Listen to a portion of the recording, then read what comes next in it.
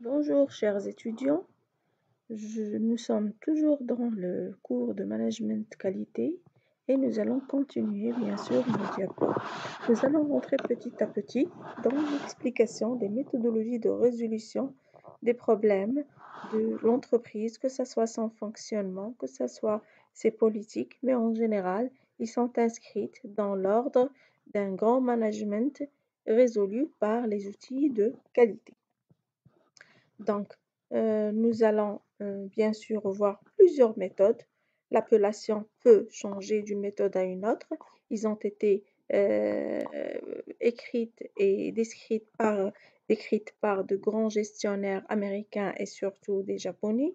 Il y a plusieurs méthodes dont l'appellation, comme je viens de le dire, change. Mais les outils avec lesquels on travaille ces méthodes sont presque les mêmes et qui seront regroupés dans une seule grande méthode appelée la PDCA. Donc, pour la méthode Walras, gestion de créativité, il y a une préparation, il y a une incubation, c'est-à-dire regrouper toutes les données et les mettre en relation, une illumination, c'est-à-dire voir ce qui a été sorti, et une vérification, est-ce que c'est bon ou c'est pas bon.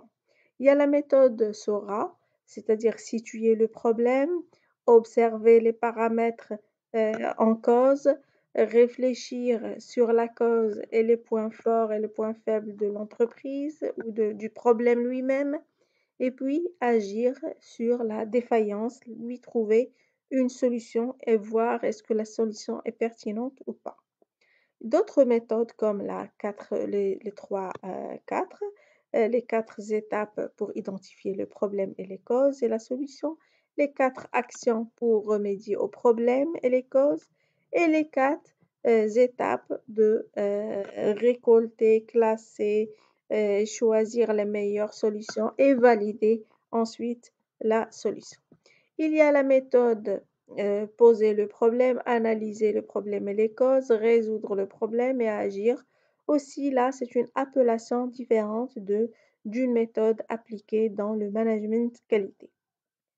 Ce que nous retenons plus dans ce module, ça sera la méthode PDCA. Elle a été mise en œuvre et mise en exercice et en application par le docteur Deming. Elle a été mise en application dans plusieurs domaines, le domaine de la guerre, le domaine de l'inspection policière, le domaine commercial, le domaine politique, plusieurs domaines. Pourquoi? Parce que c'est une méthode avec des étapes bien cernées et des outils très bénéfiques qui donnent un bon résultat et un schéma clair à suivre et à appliquer. Donc, c'est la PDCA. Elle regroupe plusieurs autres méthodes que vous allez rencontrer soit sur le web, soit sur ce cours même.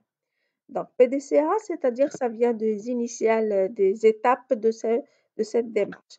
Planifier, euh, puis faire ce que vous avez planifié, contrôler ce que vous avez appliqué et enfin, soit améliorer, soit assurer. Soit améliorer si le résultat n'est pas bon, soit assurer, c'est-à-dire généraliser sur toute l'entreprise ou sur les autres productions ou bien sur les autres problèmes si vous avez un bon résultat. Donc, on planifie des objectifs.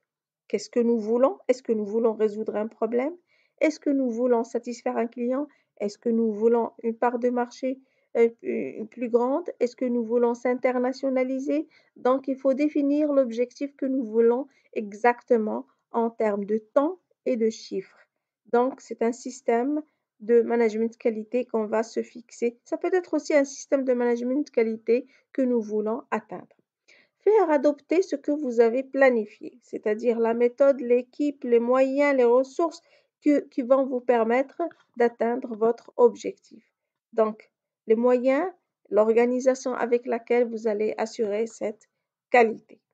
Vers la troisième étape, on aura un résultat que nous devons auditer, que nous devons contrôler, checker et voir est-ce que ce que nous avons prévu correspond à ce que nous avons entre les mains comme résultat.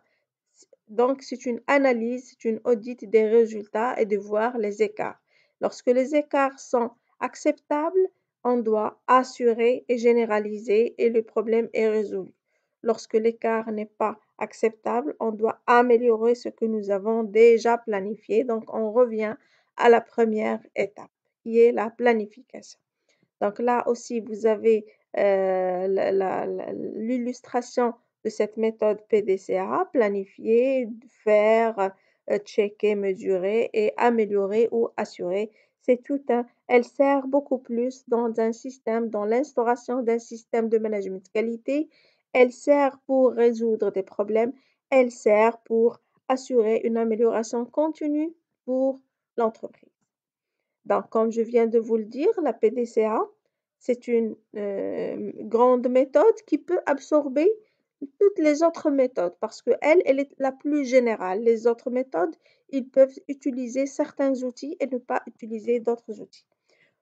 Lorsque je dis méthode, c'est que c'est un plan de travail.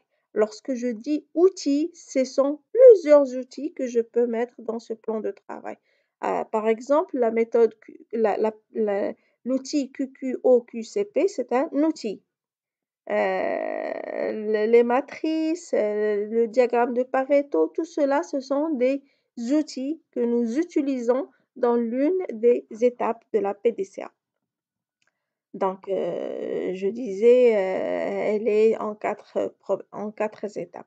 Là, c'est une autre méthode, la méthode des 8 étapes, c'est-à-dire une autre façon de lire la PDCA. Donc, je reviens à ma PDCA. D'une manière générale, elle sert même dans des affaires d'enquête policière ou judiciaire.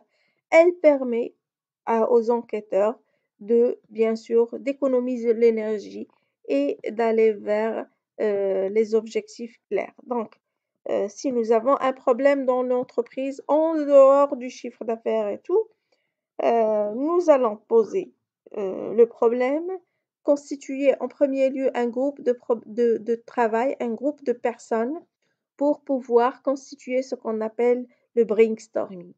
Le brainstorming, c'est un groupe de 8 personnes, à 8 à 10, pour pouvoir choisir, discuter, poser le problème, voter le problème, donner des solutions, choisir et voter la solution et à la fin, mesurer les écarts aussi. Donc là, le groupe de 8 personnes à 10, le brainstorming, il va servir dans presque les 4 étapes et c'est la première étape, elle est essentielle de le constituer. Aussi, dans ce cours, vous allez recevoir plusieurs critères comment former ce groupe de travail-là.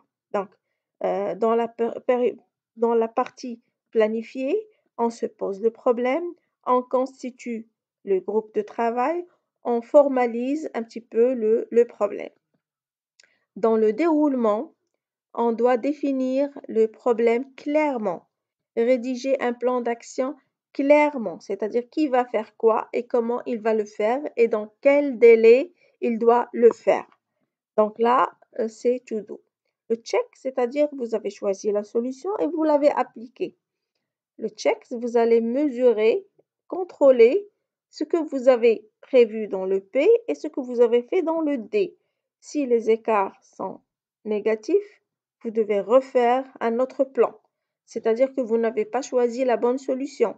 Si votre écart est satisfaisant, donc vous pouvez aller et continuer vers un autre problème, assurer votre travail. Donc, les outils dans la méthode de PDCA. Elle est constituée de 4 étapes. Première étape, plan. Deuxième étape, déroulement de ce que vous avez planifié. Troisième étape, contrôler et rechercher les comparaisons et les écarts. Quatrième étape, c'est assurer la permanence, c'est-à-dire que tout va bien, on s'assure, ou bien rien ne va et je vais revenir vers la première méthode. Donc, premièrement, on constitue un brainstorming. C'est l'un des outils de la qualité. Et comme vous voyez, le brainstorming, il se trouve dans lister le problème, dans poser le problème et dans les solutions aussi. le QQOQCP, c'est-à-dire se poser les différentes questions, c'est les initiales des questions. Le diagramme de Pareto, le vote pondéré et le logigramme et les 5 S. Dans ce qui concerne le vote, il y a deux types de vote. Il y a le vote simple, c'est celui qu'on va appliquer dans le planifié, dans le choix des problèmes, et le vote sera pondéré lorsque nous allons choisir la solution. La même chose, c'est un autre tableau qui récapitule les outils par étape de la méthode. Donc, l'application des méthodes de gestion de la qualité, ils sont de deux types et à deux grands objectifs, soit pour détecter un problème de non-satisfaction des clients ou un problème lié à la non-qualité ou un retour quelconque, soit il y a un autre problème, c'est le contrôle du système de la qualité. Là, il y a d'autres outils qu'on va appliquer. Donc, il y a des outils pour la qualité et des outils pour le contrôle de la qualité. Donc, les outils de la qualité. Pour détecter les causes de la non-qualité, il faut toujours faire les choses, il faut avoir un esprit de gestion de risque, c'est-à-dire il faut prévenir le problème avant, si vous voulez, son apparition. C'est ce qu'il faut faire même aussi lorsque vous avez un problème de santé. On vous dit toujours il vaut mieux prévenir que guérir, c'est-à-dire il faut mieux soigner les choses en premières étapes au lieu que de les laisser traîner jusqu'à ce qu'ils deviennent graves. Ça, c'est l'un des principes, des grands principes de la qualité. Aussi, en ce qui concerne les non-qualités, le modèle privilégié dans les grandes entreprises, dans les grands modèles de gestion, c'est le principe de l'amélioration continue lié à la satisfaction du consommateur. C'est-à-dire que l'entreprise doit s'efforcer à trouver une manière et une méthode lui permettant d'avoir un système automatique sans faille qui pourra toujours s'autocorriger ou bien toujours assurer la qualité, c'est-à-dire qu'il ne faut pas une intervention au quotidien et à la fin de chaque série de production pour contrôler. Mais ça doit être autocontrôlable, un système systémique structuré pour trouver le problème et le corriger là où il le faut sans le laisser, si vous voulez, qu'il soit entre les mains du consommateur et bien sûr gérer le mécontentement du client. Je vais m'arrêter à ce niveau pour vous envoyer un autre enregistrement relatif aux outils de la qualité. Le deuxième enregistrement, le même jour, vous allez le recevoir. Donc, aujourd'hui, vous allez recevoir, chers étudiants, deux enregistrements. Pourquoi? Pourquoi deux? Pour ne pas alourdir le fichier.